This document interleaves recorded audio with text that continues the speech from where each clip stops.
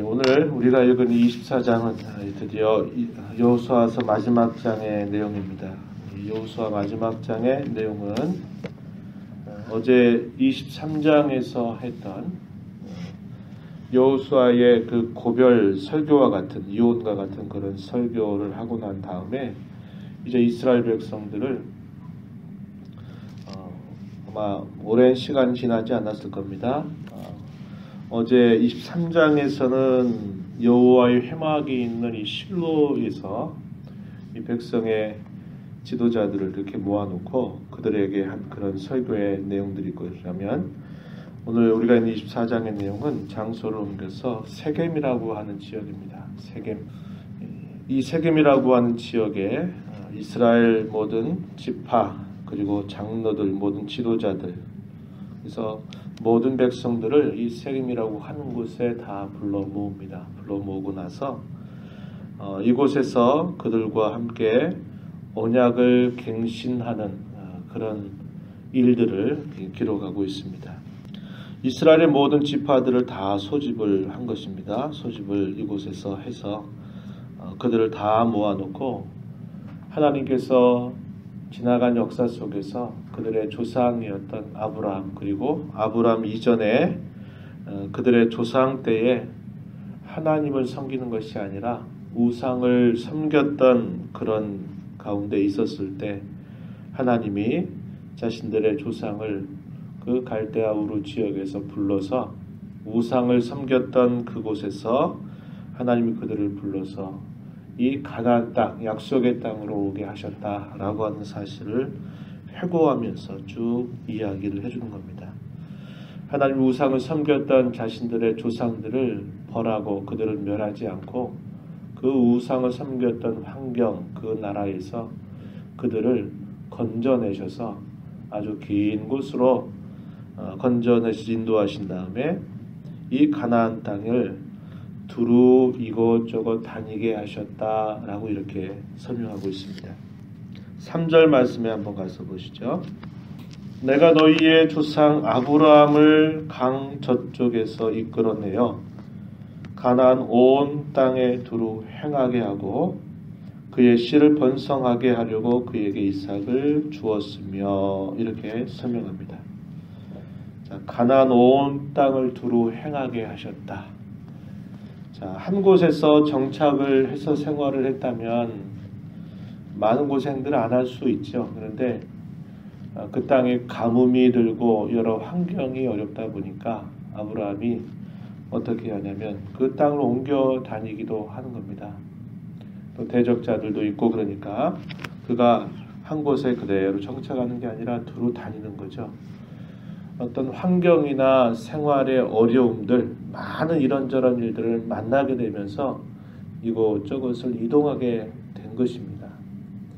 그 눈에 보이는 현실이었는데 하나님은 왜 그렇게 하셨는가? 그것은 그로 하여금 그 땅을 두루 다니게 하셔서 그 두루 다니는 그 땅 전체가 자기의 후손들이 거주하게 될 기업의 땅이 되게 하시려고 하는 하나님의 뜻이 있었다, 이렇게 이야기하는 겁니다. 무슨 말이겠습니까? 오늘날 그 말씀을 우리 가운데 생각해 보면 우리가 인생을 살면서 그냥 이런저런 일 안 만나고 늘 평안하고 평탄하게만 살면 얼마나 좋겠어요. 그런데 하나님 어떻게 하셔요? 우리의 삶을 늘 순종하고 평탄하게, 소위 형통하게만 하시는 게 아니라 이런저런 일들을 우리에게 겪게 하시는 겁니다. 그 일 자체만 보게 되면 그게 힘겨운 일들이 되는 것이고, 왜 이렇게 꼭 살아야만 되는가 하는 그런 생각을 우리가 가질 수도 있겠지만은, 그런 하나님께서 우리에게 이 인생 속에 걷게 하시는 그 모든 걸음, 만나게 하시는 모든 일이나 사건들은 그 가운데 하나님의 숨겨진 그런 하나님의 깊은 손길이 있다라는 것을 우리에게 가르쳐 준다, 이렇게 생각할 수 있는 겁니다.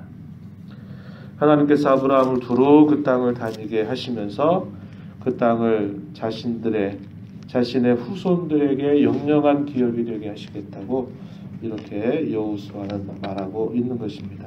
그래서 이 아브라함에게 그 땅을 주겠다, 너에게 씨를 주어서 그 씨로 말미암아 천하 만민들이 복을 받을 것이다. 내 후손이 바닷가의 모래와 같이 하늘에 떠있는 별과 같이 내 후손들이 이렇게 많을 것이다 라고 하시는 말씀을 아브라함에게 주셨다는 겁니다. 그리고 이 아브라함에게 일찍이 말씀하셨죠.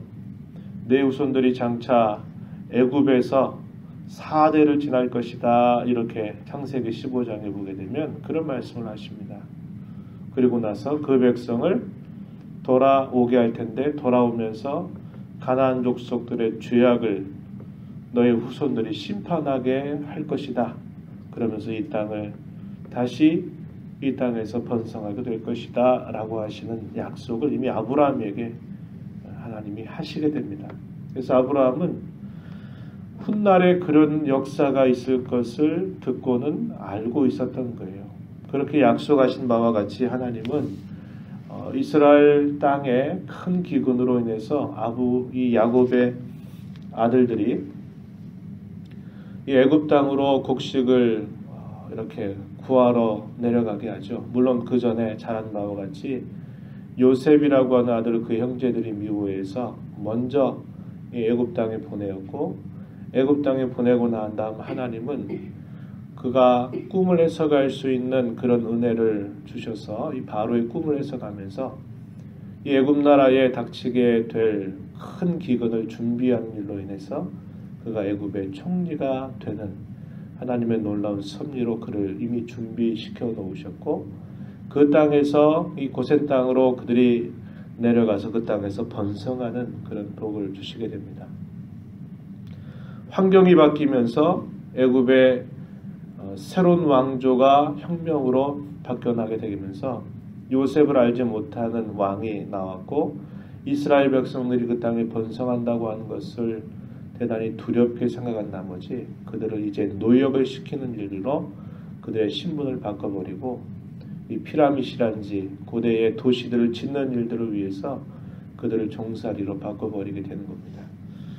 그러다가 그곳에서 오랜 시간이 흘러서 그들이 더 이상 그 땅에서 노역하는 것을 이제 견디지 못해서 슬퍼하고 탄식하고 부르짖는 그 음성을 들으신 다음 하나님은 모세를 그 땅에 보내서 그 백성들로 애굽에서 건져내셨고 그들을 홍해를 건너게 하시면서 여호와 하나님이 그들을 친히 독수리가 마치 그 새끼를 품에 안아서 이렇게 옮겨 오듯이 그 백성들을 전능하신 능력으로 품어서 이 가나안 땅을 향해서 오게 하셨다는 겁니다.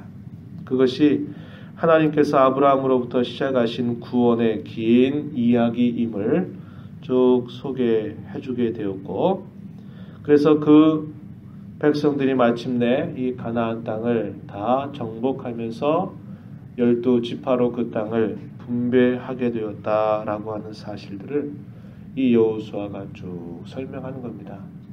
오랜 시간의 역사에 대한 회고죠. 왜 그럴까요? 그것은 하나님이 그들에게 어떤 분이신지, 자신들의 조상의 하나님이셨던 그 분이 바로 그 세겜에 함께 모여있는 모든 이스라엘 백성들의 여전히 하나님이 되심을 그들로 알게 하고, 그들로 하여금 하나님 앞에서 이제 자신들의 남겨진 시대를 어떻게 살아야 될지를 그들에게 일깨워 주시기 위하여 이 여호수아가 그 백성들을 이 세겜에 불러놓고 지나간 모든 역사 속에서 하나님이 누구이시고 무슨 일을 행하시고 조상과 어떤 관계를 맺었으며 오늘 이 백성들이 이 세겜에 모여있게 된 이 순간까지 하나님이 어떻게 그들을 인도해 오셨는가 하는 이야기들을 길게 설명을 하는 것입니다. 자, 이렇게 긴 설명을 마치고 난 다음 여호수아는 이 백성들로 하여금 신앙을 결단할 것을 촉구하게 되죠. 14절 가서 한번 보십시오. 14절에 보면 그러므로 이제는 여호와를 경외하며 온전함과 진실함으로 그를 섬기라 이렇게 말합니다.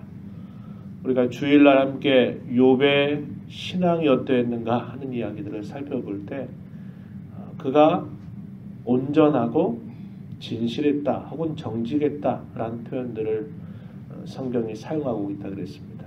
여기 여호수아가 이스라엘 백성들을 불러 모아놓고 여호와를 경외하며 온전함과 진실함으로 그를 섬기라 그럴 때 같은 의미를 지닌 말입니다. 온전함이다 이 말은 그들이 죄가 없다 뭐 그런 뜻이 아니고 그들의 겉과 속이 항상 일치하고 순수해야 된다는 거죠.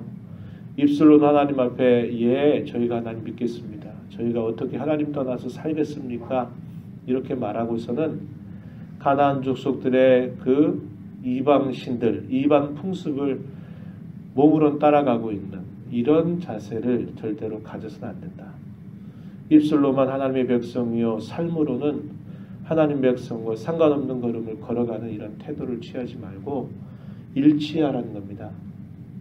그 사람이 말하는 걸 보면 아, 저 사람이 어떻게 행동하겠구나. 저 사람이 행동하는 걸 보면 아, 저 사람은 이런 마음을 가지고 있겠구나.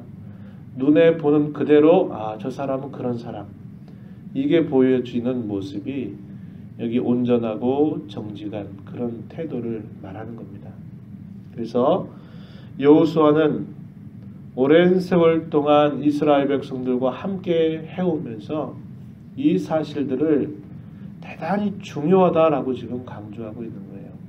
왜냐하면 수없이 많은 자신들의 그 동료들과 백성들의 그 걸음이 아주 신앙에 신실했던 걸음이 아니고 끊임없이 반역했고 끊임없이 불평했고 원망하면서 걸어왔었던 그 세대를 다 경험했거든요. 광야 때를 지나왔고 그리고 이스라엘 백성들이 새로운 광야 세대로 일어나서 모압 평지에서 요단 서편 땅을 점령해가는 과정에서도 하나님의 은혜가 아니었다면 그들이 결단코 여기까지 이룰 수가 없었다는 것을 잘 알고 있었던 여호수아이기 때문에 그런 겁니다. 하나님을 경외하고 온전함과 진실함으로 그를 섬겨라 이렇게 그들을 향해서 간곡하게 말하고 있는 것입니다. 자, 여호와만 섬겨라 이 말들을 굉장히 많이 하죠. 그것이 바로 온전함이고 진실함이어야 된다 이 말입니다. 자, 그러면서 참 낯선 말 같은데 이런 말을 여호수아가 하는 거예요. 15절 계속 보시죠. 만일 여호와를 섬기는 것이 너희에게 좋지 않게 보이거든 너희 조상들이 강 저쪽에서 섬기는 신들이든지 또는 너희가 거주하는 땅에 있는 아모리 족속의 신들이든지 너희가 섬길 자를 오늘 택하라 이렇게 말합니다. 참 낯선 말이에요. 이 백성들이 서운하게 생각할지도 몰라요. 아니 무슨 말씀입니까? 우리가 무슨 이 아모리 족속의 신들을 저희가 섬기겠습니까? 말이 됩니까? 우리가 어떻게 옛적에 우리 조상들이 섬겼던 그 우상들에 빠져서 하겠습니까? 하나님을 섬기니까 오늘 이 자리에 있는 거 아닙니까? 이렇게 항변할 수도 있을 만큼 마치 그들을 이렇게 어른 취급하는 게 아니라 아주 어린아이 취급하듯이 지금 여호수아가 말하는 느낌이거든요. 그러니까 굉장히 낯선 표현들을 사용하고 있는 거예요. 그러나 여호수아는 그들의 참모습을 오랜 시간 동안 보아왔던 겁니다. 어른 행세할 수가 없는 거예요. 어린아이와 같이 여전히 그들이 그런 신앙의 그런 깊은 면모들이 지나온 그들의 걸음 속에 보여지지 않는다 이 말입니다. 그래서 다시 이 여호수아는 수준을 낮추어서 자, 이 자리에 있는 것이 하나님을 온전하게 경외하기 때문에 이 자리에 있는 거 아니다. 이 자리에 있게 된 것은 오직 하나님께서 베푸신 긍휼과 은혜에 있는 것이고 여러분들의 신앙은 아주 어린아이와 같은 그런 신앙이다. 누구 섬길지 택해라 이렇게 지금 말하고 있는 겁니다. 그러면서 뭐라고 계속 말합니까? 오늘 택하라 이렇게 말하면서 오직 나와 내 집은 여호와를 섬기겠노라 이렇게 말합니다. 누누이 우리가 살펴보지만 이스라엘 백성들이 가나안 땅에 들어와서 모든 게 다 만사 오케이 끝난 게 아닙니다. 여기에서 중요한 건 뭐냐면 그들이 하나님만을 그들의 참된 신으로 알고 하나님께만 매여서 살아가는 그런 결단과 순종함이 없다면 이 땅에 사는 거 아무런 의미 없다는 거예요. 이 땅에 살지라도 여호와께서는 질투하시는 하나님이고 거룩하신 하나님이기 때문에 이 땅에 살지라도 하나님께만 매여 사는 걸 멀리하고 입술로는 그렇게 말하면서 그들의 모습이 이곳으로 떠나간다면 이 땅에서라도 하나님은 그분의 거룩함과 그 백성을 향한 온전한 사랑, 그분만을 바라보는 사랑, 그 성품을 가진 하나님께서 멸하실 것이다. 이렇게 이야기하는 거죠. 자, 이렇게 여호수아가 오직 나와 내 집 여호와를 섬기겠다 했더니 백성들이 말하기를 16절 우리가 결단코 여호와를 버리고 다른 신들을 섬기기를 하지 아니할 것입니다. 그래서 쭉 대답합니다. 그랬더니 19절 또다시 여호수아가 백성에게 말하기를 너희가 여호와를 능히 섬기지 못할 것은 그는 거룩하신 하나님이시요 질투하신 하나님이시니 너희의 잘못과 죄들을 사하지 아니하실 것입니다. 이렇게 말하고 20절에 여호와를 버리고 이방 신들을 섬기면 너희에게 복을 내리신 후에라도 돌이켜 너희에게 재앙을 내리시고 너희를 멸하실 것이다. 이렇게 엄숙하게 말하고 있는 겁니다. 하나님은 거룩하신 분이다. 하나님은 질투하시는 분이다. 90% 정도 하나님께만 향하면 아유 그 정도만 해도 고맙지. 이게 아니고 1%라도 마음이 다른 곳에 있다면 하나님은 우리가 이해할 수 있는 쉬운 표현으로 질투하신다는 거예요. 질투.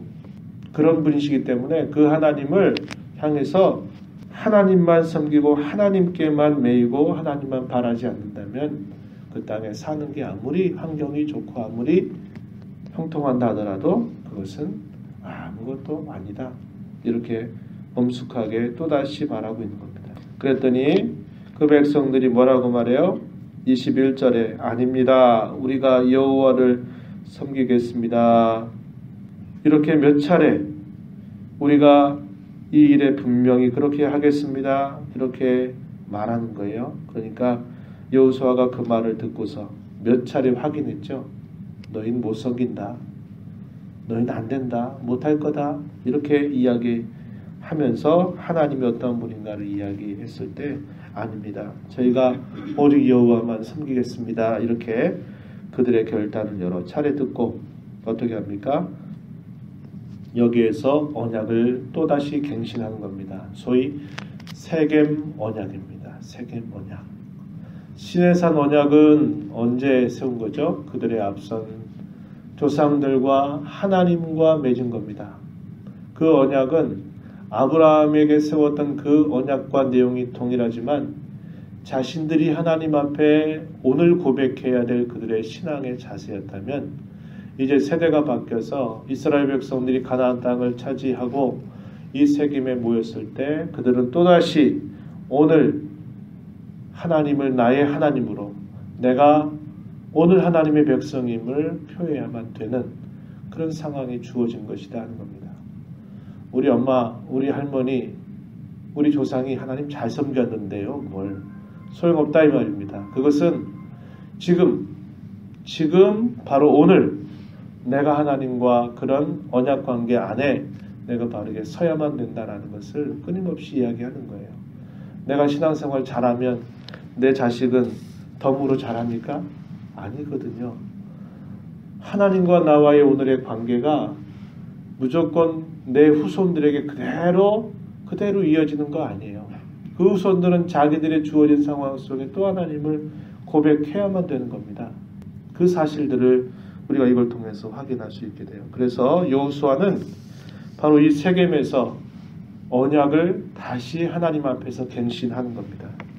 그래서 갱신을 하면서 여기에 그 증표로서 어떻게 하냐면 큰 돌을 하나 가져다가 이 돌을 세우게 되면서 이것을 언약의 증표, 언약의 사인, 언약의 표징으로 그것을 삼아서 그것을 보면서 우리는 하나님의 백성이다. 하나님만 섬겨야 된다.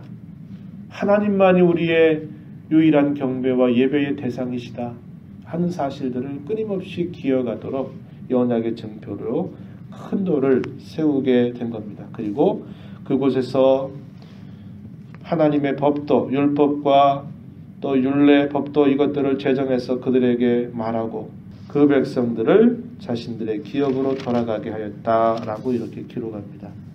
이스라엘 백성들이 가나안 땅에 있으면서 그들이 치열하게 싸워야 될 것은 물론 여전히 남아있는 대적자들이 있었어요. 그들을 쫓아내는 일을 위해서 치열하게 싸워야만 됐고, 또 하나 더 중요하게 싸워야 될 그 일은 뭐냐면 망각과 싸워야 됩니다.